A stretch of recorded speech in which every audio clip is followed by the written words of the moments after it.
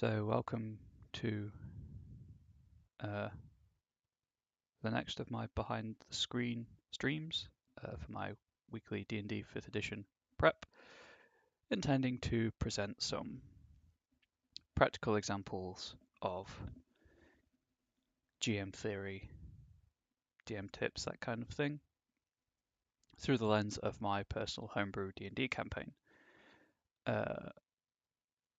Could I try and start doing a bit of a more structured approach to these streams rather than just having the subject of the stream prominent in the Notepad document I have to type in because I haven't yet figured out how to do Word. I'm going to try and break the topics down into sections and then use that to structure my rambling, so to speak. If you have any questions, feel free to ask them in chat, or if you're watching on YouTube, post them in YouTube comments. I'll try and get around to answering them. I think that's the opening preamble out of the way. Today's topic will be dungeon design, and I will be walking you through how I approach dungeon creation, and which is not my proprietary method. It's something a lot of people do. I've incorporated techniques from a lot of sources, but it's just something to hopefully help you formulate your own approach to dungeon creation and to prevent burnout, for creative burnout. I do think I'm coming down with a bit of a cold, so if I mute the mic every now and then, it's because I'm suffering a little bit. But I think we're just going to jump right in with the recap from last time.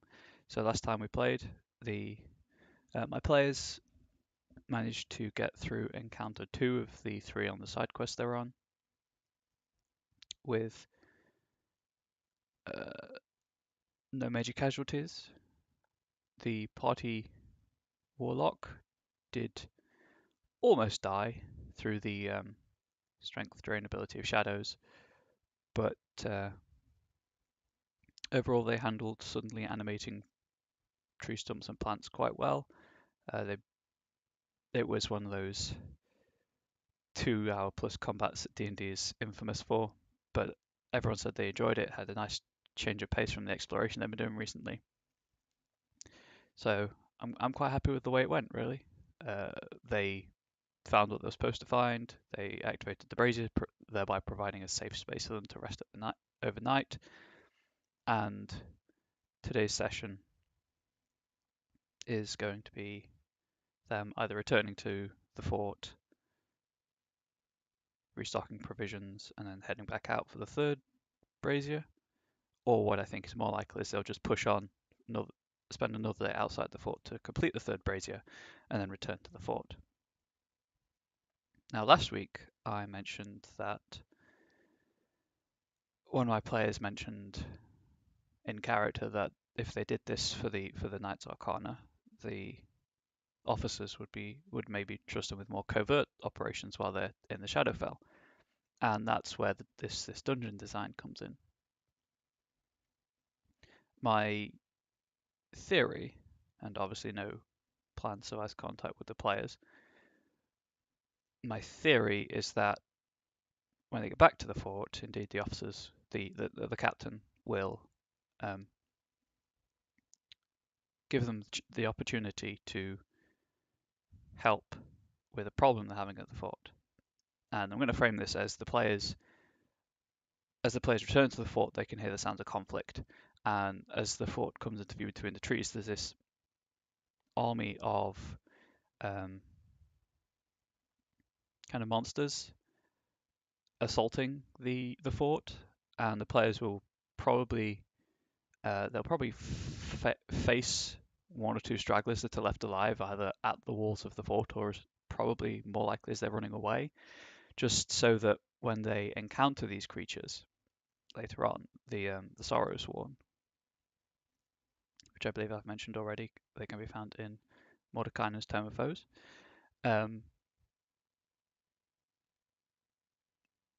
When they encounter these creatures later on, they'll have a um, a basis for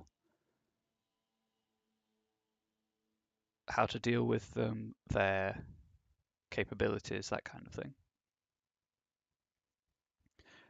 Because as I've previously stated, I don't think, unless it's something that there's a common point of reference for, like orcs and goblins, if you're having an encounter that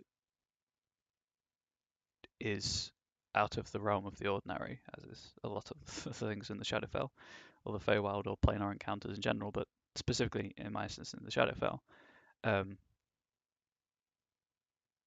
the players should know roughly what they're coming up against. Going back to the encounter design of give the encounter a purpose, the players already know that the plants here are dangerous. Didn't stop them poking the trees, but that then became animate and started attacking. But they know they're dangerous. They know that they can't trust what they can't trust their expectations here. But the Sorrowsworn are something that they're feasibly they wouldn't have any kind of point of reference for, because nothing like them exists on the material plane, because nothing like them can exist on the material plane. So it's going to be interesting setting that up.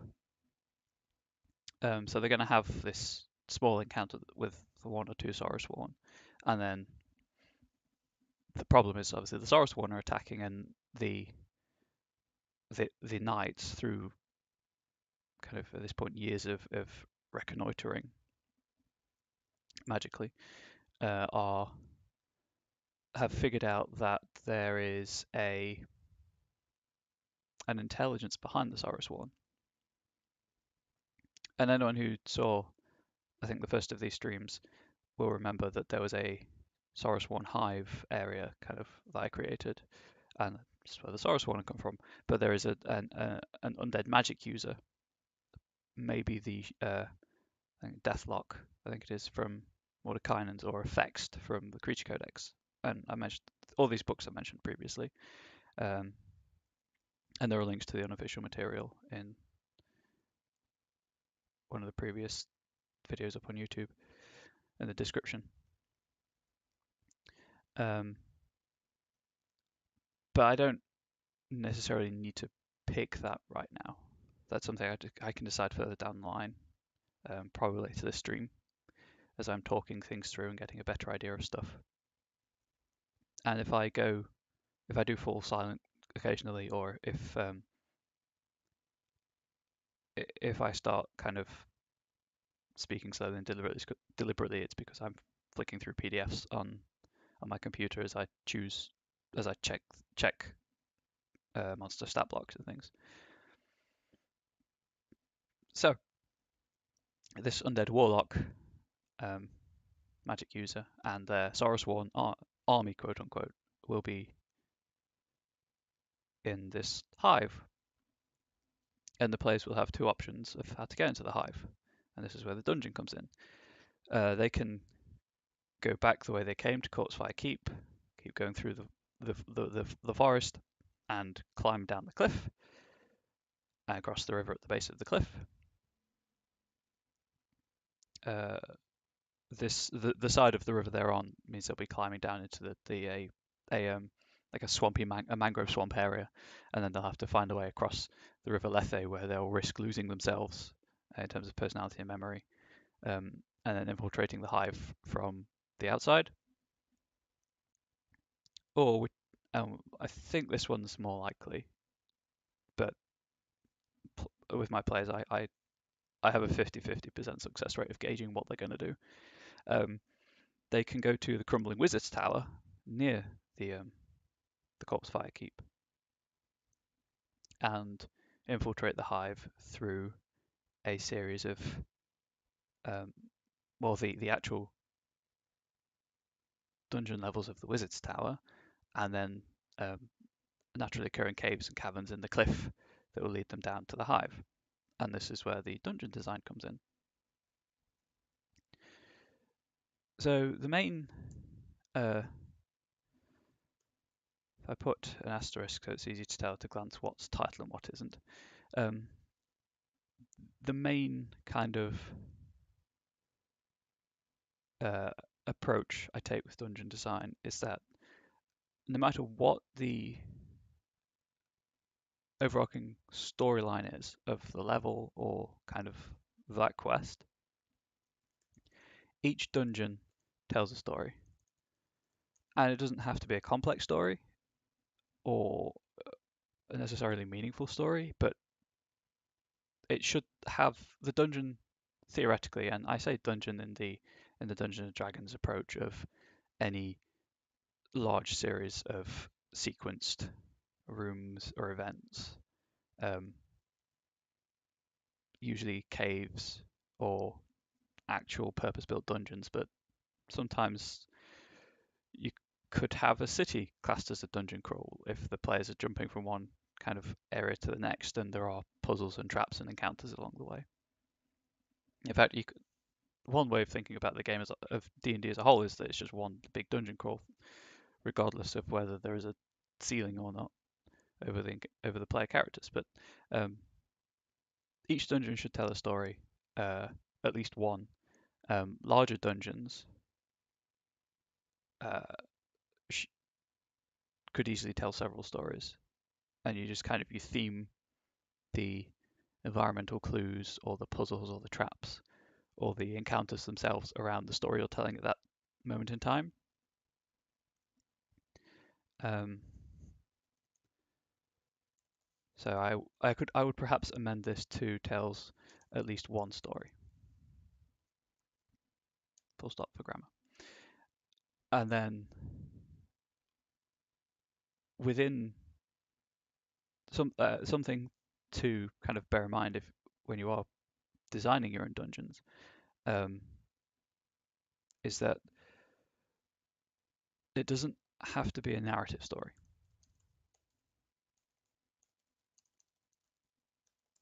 And what I mean by this is that the players don't have to go from the entrance of the dungeon to the exit and kind of follow narrative beats through whatever story you're trying to tell through the dungeon. Um, I mean, sure, by all means do that. I've done something similar. One of the early dungeons the players encountered was a flooded temple, and the story of that dungeon was following the path of an initiate of the member of the temple. So they started in a room with two empty sconces, two empty alcoves, sorry, and then in the middle of the room was a lamp, and that was signifying kind of the illumination and the learning of hidden mystery. So they had to light the lamp and put it in the right alcove, and the alcove turned around to reveal a door.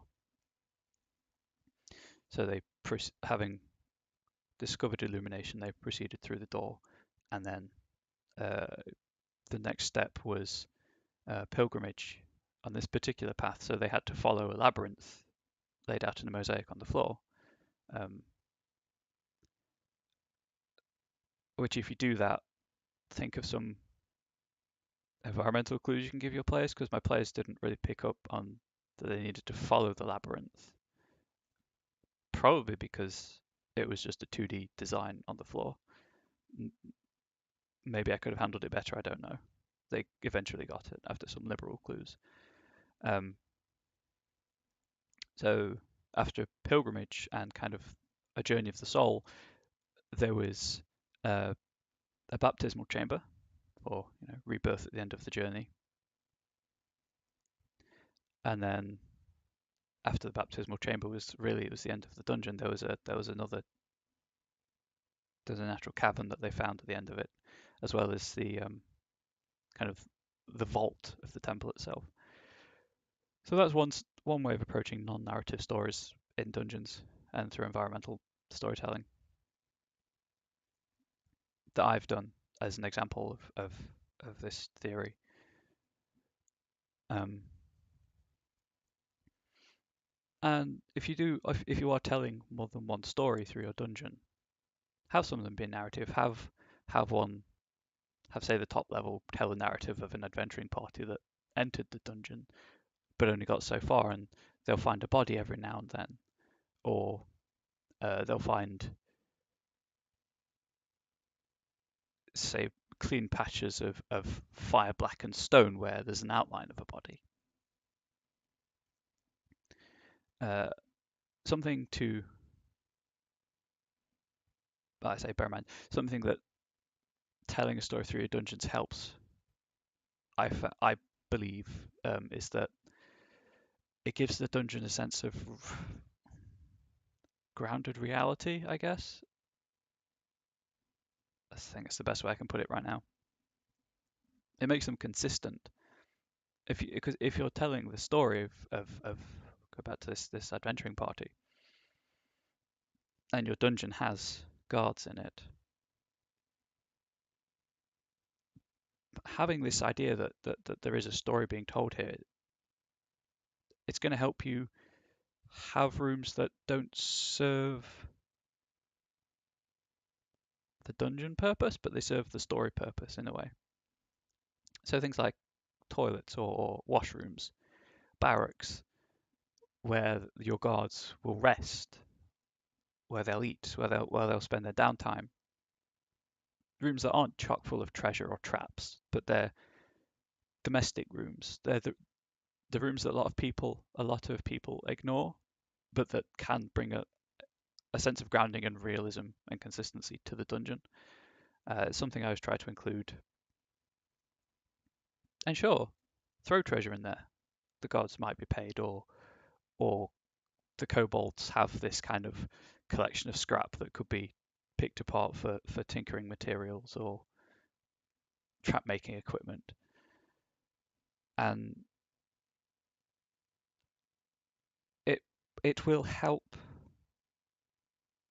I believe, it will help your players become immersed in the world by having something that they can relate to. And a lot of the trick with any good storytelling is immersion and kind of the immersion of the audience, and certainly tabletop storytelling with role-playing games, having, because they are an inherently interactive media, having that sense of immersion is is critical. You need it, otherwise your players won't necessarily pay attention. Your game won't necessarily succeed in the ways you want it to.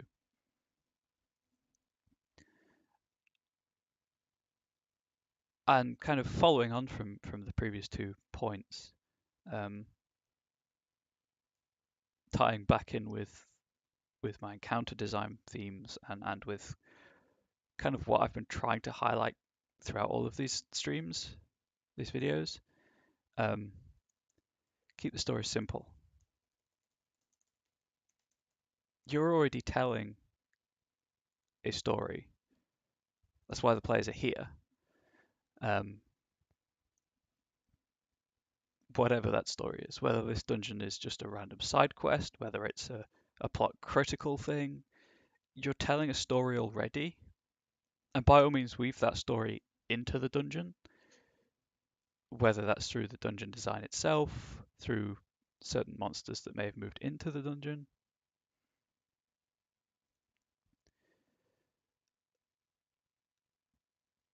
But keep whatever story you're telling in the dungeon itself simple. Don't complicate things for yourself, don't complicate things for your players. And if you do enjoy complicated storylines, go for it, but go with what you're comfortable with. And obviously, all of this is my personal philosophy, but going back to the encounter design, everything should have a purpose. And it doesn't have to be teaching the players about something or um, progressing the storyline. In this instance, the dungeon can have its own separate purpose. But the more say somewhere to hide the wizard's treasure. The dragon has made this dungeon its home. That kind of purpose. But the more ancillary purposes you give quest lines and set pieces, certainly if you're not doing a sandbox campaign, the more you can detract from the story you're trying to tell. And it's a fine line between being completely focused on the story and being populating the world with interesting places to visit and things to explore. Well, populating the world with too many places to visit and explore. And it's something that I get wrong occasionally, and something that I think everyone gets wrong occasionally, but it's something that can be learned quite easily. And it's something that I'm always interested to hear other people um, share their stories about, because much like the purpose of these videos, like we learn, a lot of people learn quite well through doing, and I'm happy to learn from the experiences of others, and equally as hopefully I'm demonstrating, to share my experiences.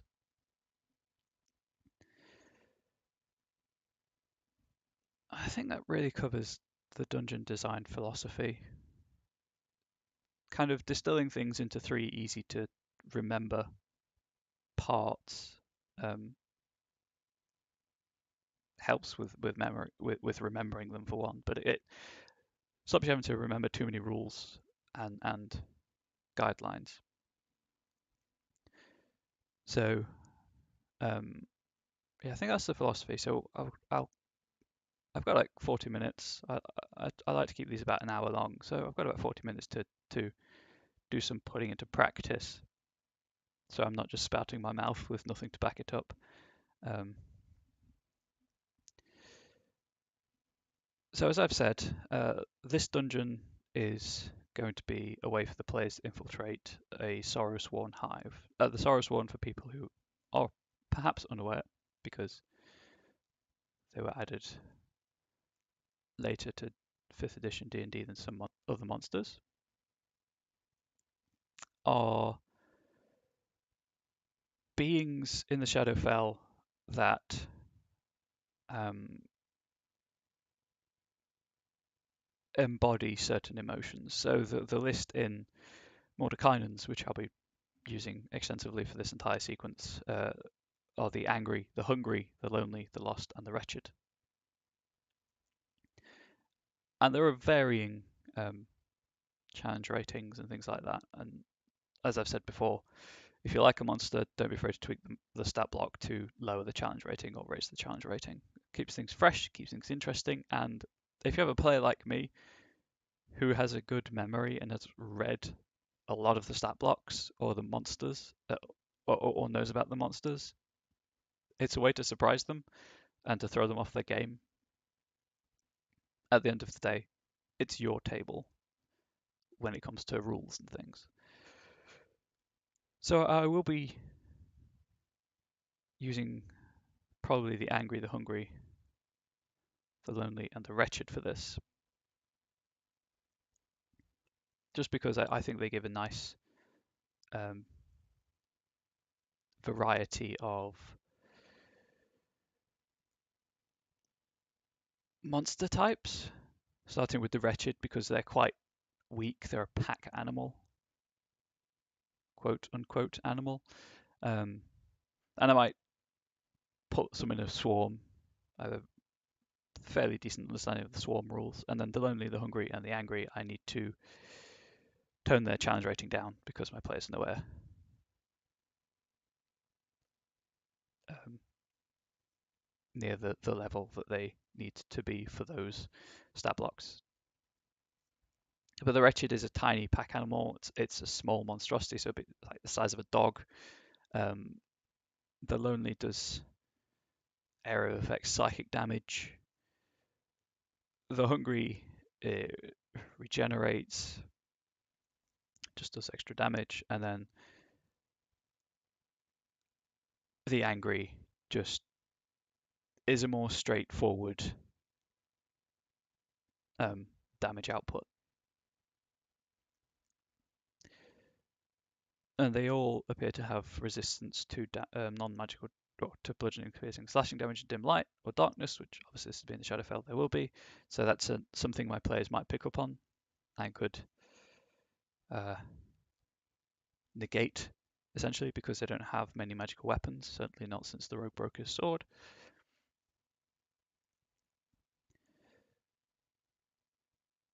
So going back to the anyone who hasn't seen an official D&D publication with the stat blocks, they include a bit of narrative about that creature, and I'm going to be using these 4 creatures as the basis for the story of this dungeon. So the story of the dungeon is going to start with the Wizard's Tower itself. If I can click in the right document. So Wizard's Tower. This is probably just going to be some light puzzle solving. They're going to have to find the key to open the door into the caves. The wizard knew the caves were there.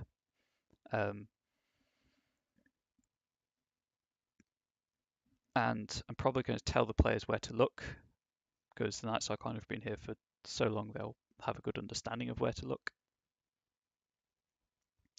And hopefully that this will get them into the dungeon quicker, but there'll be some light puzzle solving. There might be one minor trap. Can't type now. There'll be one minor trap in the first level of the Wizard's Dungeon, and then there'll be a major trap, quote unquote, on the second level. And this will probably just be a glyph of forwarding. Can't type again. There, so it's just a minor magical explosion. And then the minor trap,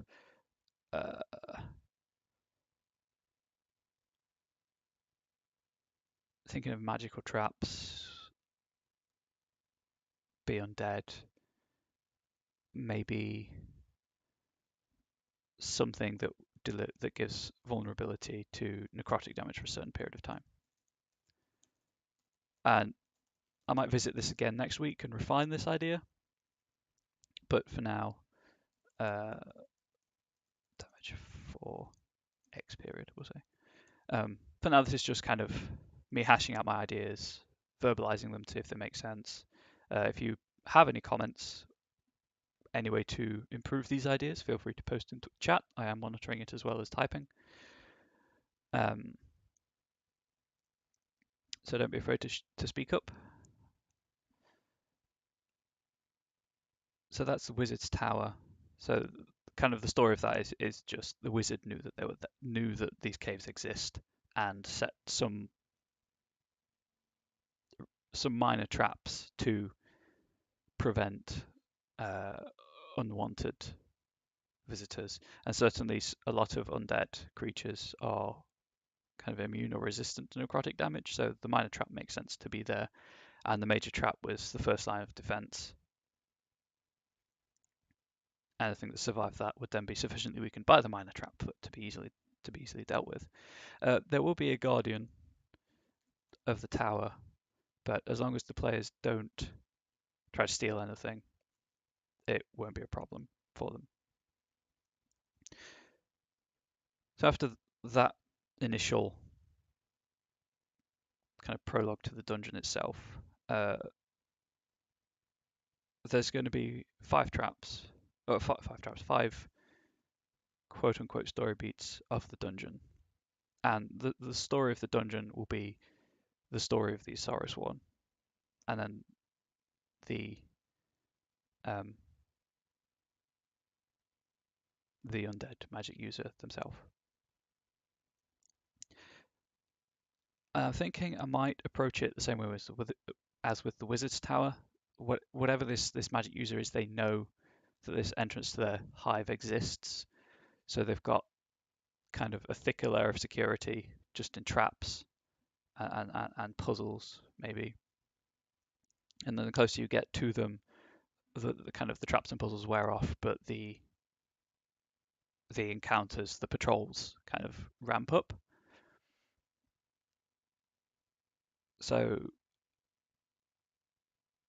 uh, with the undead spellcaster being the primary threat in this um, dungeon, the first defense will probably be some sort of necromantic spell trap. Um, Between now and next week, I'll probably look through the necromancy spells, see if anything jumps out at me, and then uh, maybe I'll do some put it to you chat, uh, and we'll kind of talk about what spells could work and how to adapt them to be traps. And then there'll be a trap themed around the angry, which I've been trying to figure out how one would go about solving magical traps like this. Because my initial idea was that it would inflict a berserk condition, being that player characters that fail a save have to attack other player characters.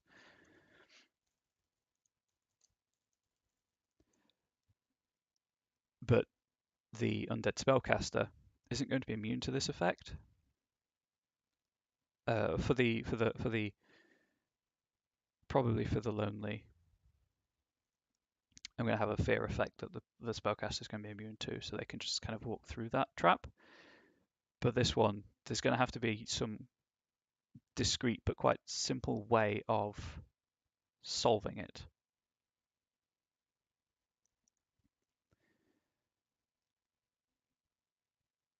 Uh, so maybe it could be the shedding of one's own blood voluntarily, but I've kind of already done that with previous traps.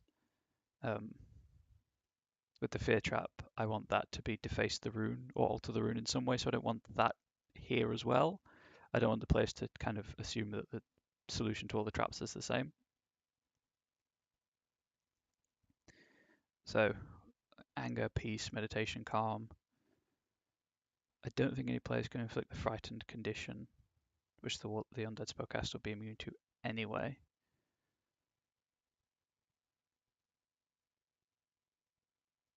Perhaps sensory deprivation. The players can inflict the blind condition. I know that because I gave them a cursed item that does that. Yeah.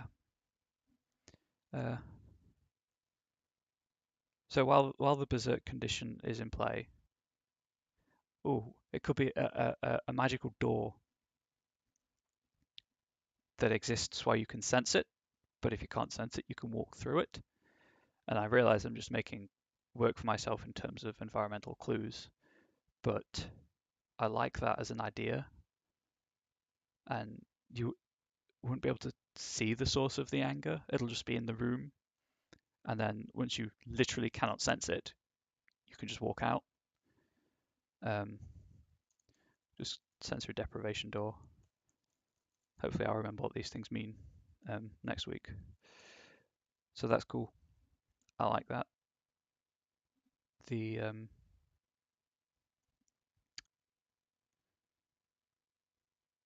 So the next one, the lonely. As I say, I want this to be just a fear condition, a frightened. I think there's a glyph of fear or something that actually works more like a phantasmal force spell. So it creates hallucinatory rockfall. So the players will be taking, if they take damage from this trap, they'll be taking psychic damage as they hallucinate they're being crushed by rocks. But what it actually does is opens a pit behind, back the way they've come, and it's just a simple pit trap, or just kind of some simple linked trap that could be easily avoided were you not convinced that the ceiling's falling down on you. And then the next one, the lonely.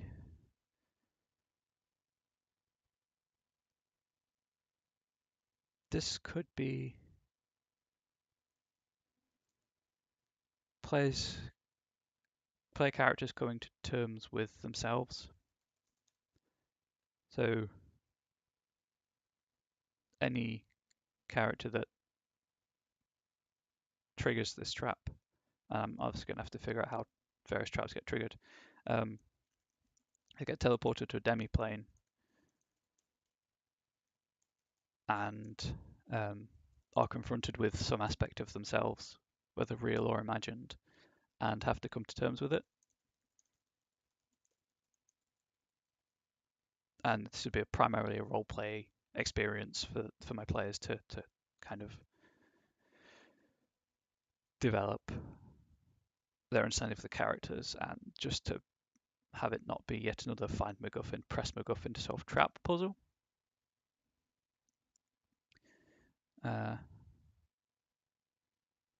And then that leaves the wretched and the encounters themselves for the inner defenses. Yes, see. I think, I can't remember. It's been a long day, chat, and it's only 2 o'clock. So, what kind of thing for the wretched?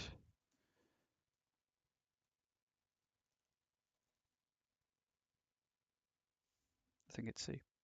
Yeah, so for the wretched, it's not going to be,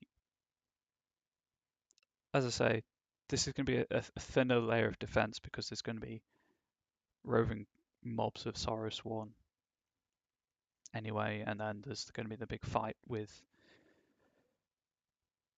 the spellcaster. Could have a shrinking spell with the wretched being small and pack creatures. That might be quite neat.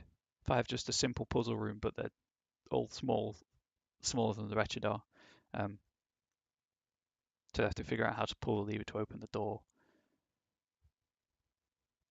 Yeah, I think that sounds pretty cool. So, shrinking spell, simple puzzle room. Probably won't be repeating a puzzle room they've already had. One of the first sessions and this is if you want to be a malicious GM, it's not malicious. If you want to have an overly simple puzzle appear overly complex, my players went through a series of puzzle rooms where they solved the puzzle and opened the door to the next room, and they entered a room full of levers, levers on all the walls, one smack bang in the middle of the room, and they started pulling the levers, and the lever in the middle of the room reset the levers on the walls, and they thought that they had to find the right combination of levers to open the door. What they didn't realize was that the door was unlocked from the beginning, and that any time they moved the lever, apart from the one in the middle, they locked the door. So if you want a quote-unquote trolling trap puzzle, feel free to use that. It was amusing for everyone. Like my players enjoyed the trap afterwards after I explained how it worked, and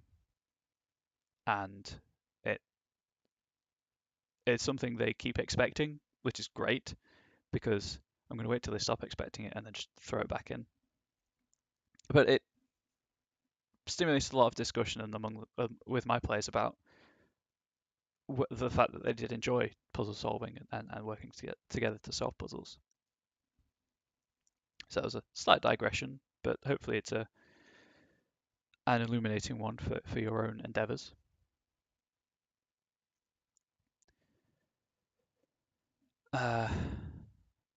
So, simple puzzle room. Depending on what the time is after I've finished this design, if you give me 1 second.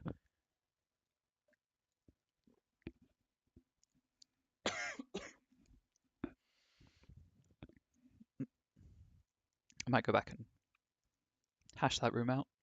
Oh, sorry. And then just some bands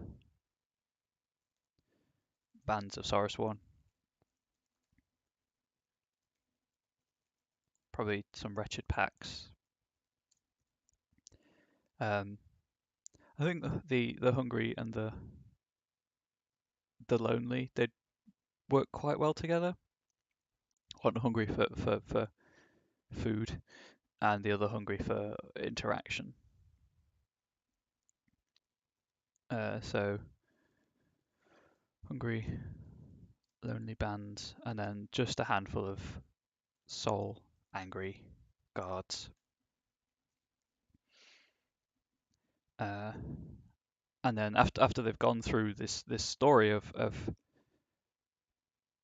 essentially what they're going to face, they'll just get to the quote unquote sanctum, where there'll be this undead spellcaster. Now, something to bear in mind particularly for D&D 5th edition, but for other games as well, any encounter where there's only going to be one hostile creature, it's usually fairly anticlimactic because the players can just mob them. And yes, you can have this creature doing insane amounts of damage to introduce threat to the player characters. But if you don't use it sparingly, or if you're not able to read the table well enough to realize that because they're just mobbing this spellcaster, this creature, it gets kind of boring for the players because it's very much by the numbers. They go, creature goes, they go, creature goes. And I think partly this is why legendary actions exist for higher challenge rating monsters in D&D, because it gives the monster something to do that the player characters can't accurately predict. And so that's one way. That's one way of getting around the issue of solo monster encounters. The other, of course, is you give the monster the ability to summon other monsters. And I might toy around with that very thing.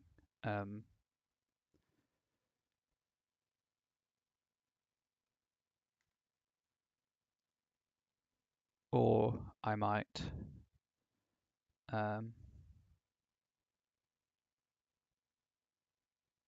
just give them,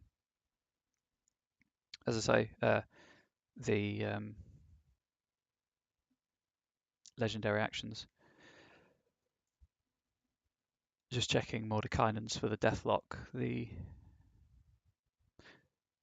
So the Deathlock isn't designed as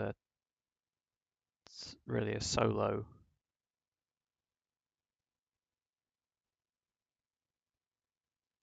Well, it doesn't read like it's designed to be a solo encounter because it doesn't have legendary actions.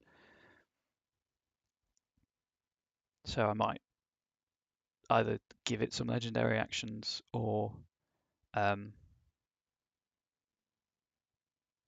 give it the ability to summon Saurus1, because they will be nearby, so it wouldn't be. And this thing is the mastermind, so it is controlling them, so it wouldn't be beyond the realms of possibility that it could call them to its aid. Again, if you have any ideas along chat, feel free to let me know. I'll just check the creature codex from Kobold Press, see what the Fext has. I believe that's its name. Boy, will I look foolish if it isn't.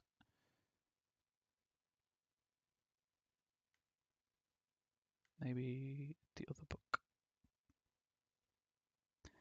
This is where I should have opened my Excel spreadsheet of monsters and have been fully prepared. Ah, Fext, Tome of Beasts. Wrong book. Idiota.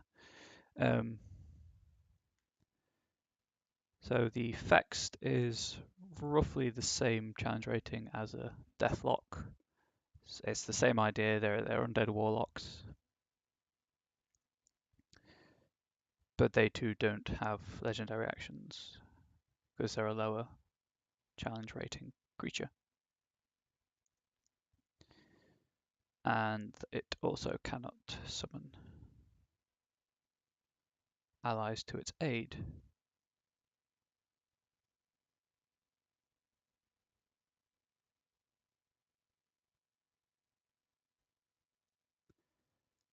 So that's something that I will have to consider between now and next week, is how to put this all together. And as I've said previously, eventually I'm going to run out of things to talk about in terms of design philosophies or general tips, and the streams, the YouTube videos will therefore just become more me talking through my preparation and why I'm doing what I'm doing. Probably doing callbacks to these original this original batch of streams about where I talk about that kind of thing in more detail. And if because my DMing style has changed over time, and it will change, and as I will learn more about my capabilities and what I'm comfortable doing. So I might return to some of these topics anyway in the future, and kind of go into them in more detail, build upon them, point out where I do things differently, that kind of thing. Something that has just occurred to me, going back to the spellcaster problem of solo monsters, giving them reactions as well that aren't listed on the stat block. So where something's an action, give it a reaction that has a specific trigger rather than just attack of opportunity, or general received damage. So just as an example, the Deathlock in Mordecai's Tome of Foes, the Deathlock Mastermind, as an example, it has two actions. It has just a melee attack, and it has a ranged spell attack. The ranged spell attack restrains targets.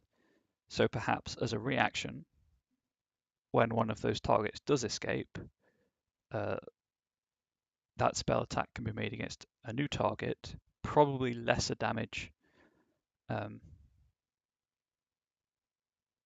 as probably with lesser damage, I should say, as the attack kind of tries to restrain another hero. And something that anyone who's read the stat blocks, fourth, fifth edition monsters, probably has noticed is that they have quite low to hit modifiers.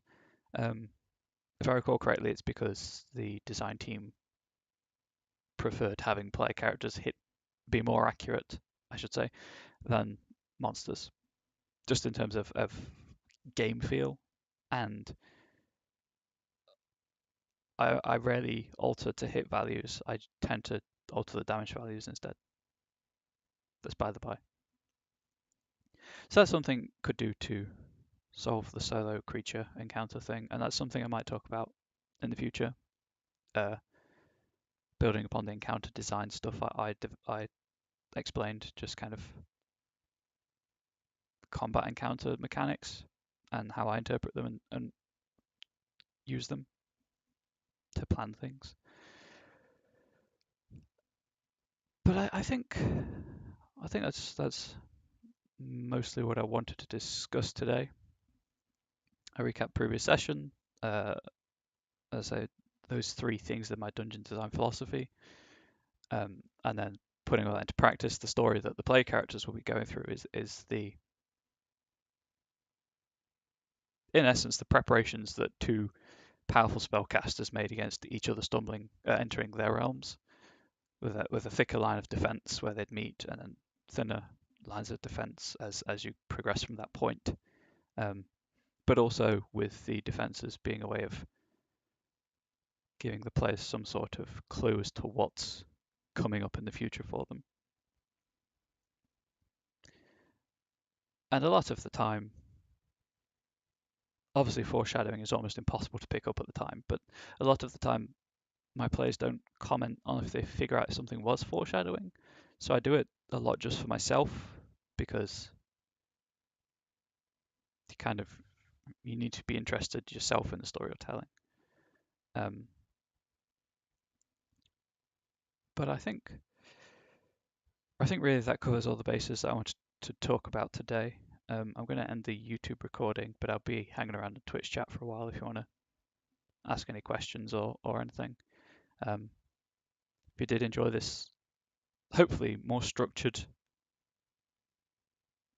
talk about dungeon design philosophy, as ever, please follow my Twitch channel. You can set it up so it'll tell you when I'm going live, or if you're just on Twitch and you notice I'm live, you can listen to me ramble about tabletop role-playing games, or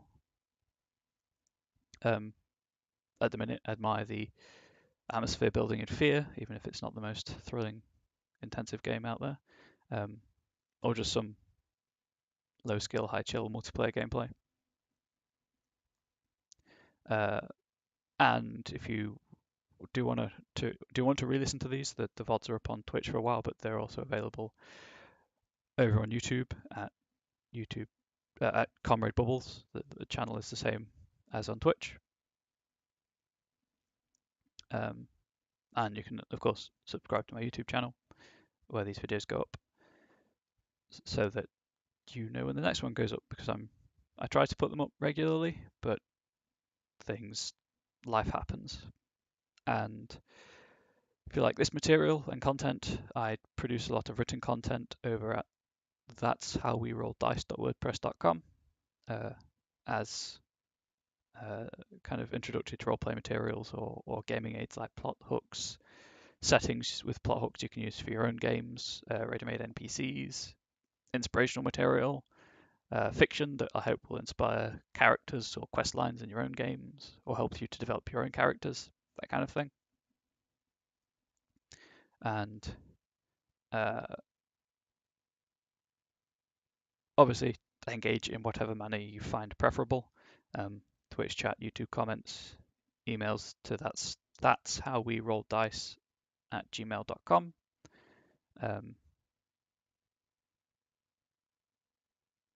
Twitter at Comrade Bubbles. I think that covers all the bases. So, as I say, I'm going to end the YouTube recording now. I've been in Twitch chat for a while, or for a few more minutes at least. So if you do want to ask any questions or give any feedback or make any suggestions about what I've talked through today, please feel free to. And I will see you next week.